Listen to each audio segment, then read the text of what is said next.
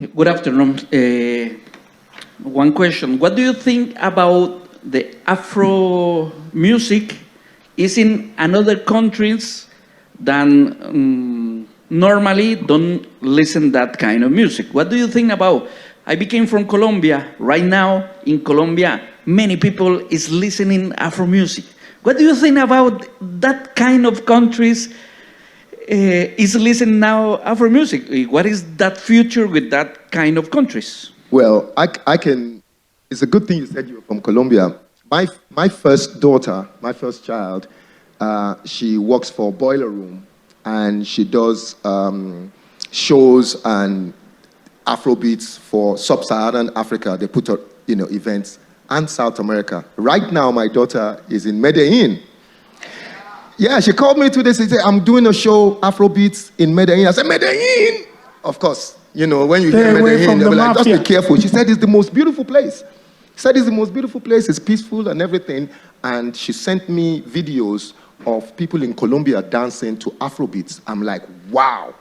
I never thought it would be there. It gladdens my heart anytime I see, some countries where they don't even... I used to work in... He's talking about Fuji music before. I used to be a manager for K1 The Ultimate, the biggest Fuji artist, and we traveled everywhere.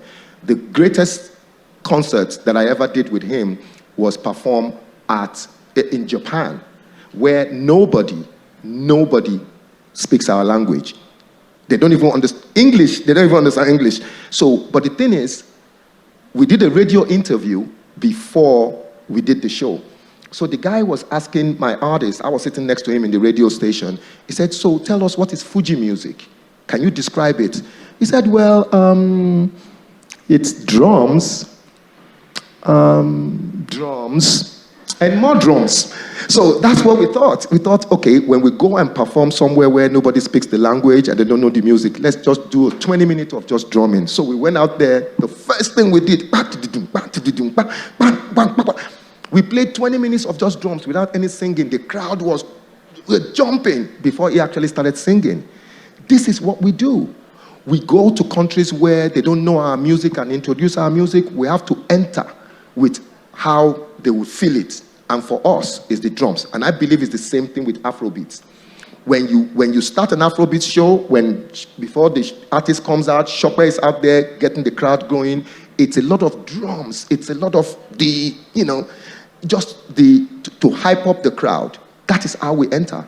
So once you feel that, you want to buy the records, or you want to stream, you want to watch the videos, and if we do anything else, you want to join. And that's basically, I think I answered your question. For a country where they don't know, we enter with the drums. I just wanted to say, for me, a couple of years ago, we were at Puerto Rico and for Afro Nation, and whilst we were there, I took a tour around, the city, and they took me to a place where the Africans were taken to. In Puerto Rico, hundreds of years ago.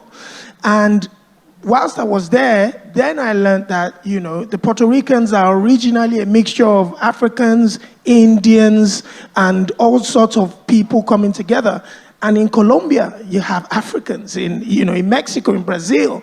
So for me, I think the future is the mixture of sounds from reggaeton and Afrobeats, Colombian music and Afrobeats. We are tapping into the different sounds, because originally some of the major sounds coming from Latin America originated from the rumba sound. Bossa Nova, the clave. Exactly. Clave, ba, ba, ba, ba, ba. That 5-beat pattern is the bedrock of Afrobeats. Listen to any song from Sensational, Chris Brown. You can hear it. 1, 2, 3, 4, 5. 1, 2, 3, 4, 5. If it's in high life, it's in Afrobeat, it's in, so it's that same thing. That same 5-beat pattern is called clave when they play Bossa Nova in South America. So in a way, everything is all linked. Everything is linked. Yeah. And it's coming together. Okay, thank you. We are going to screen another episode from the Afrobeats The Backstory series in a few minutes. It's called DJs, Producers, and Dancer Music. So there will be some reference to reggae and other Jamaican music. Can I just say one thing? I want you to watch this episode because before Burna Boy everybody knows Burna Boy here, but before Burna Boy, there used to be an artist called Shank. Shank was our #1 dancehall artist before Burna Boy came along. And towards the end of this episode you're going to watch, you're going to see how that transition from how Burna Boy used to look up to Shank and what he took from Shank to become Burna Boy today.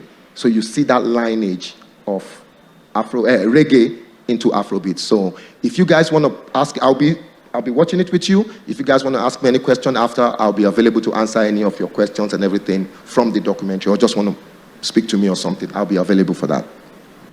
So I highly recommend you stay around and take in the Stay episode. around and watch it. It's only 32 minutes long. In the meantime, I want to point out that Flavor will be on the main stage at 9:45.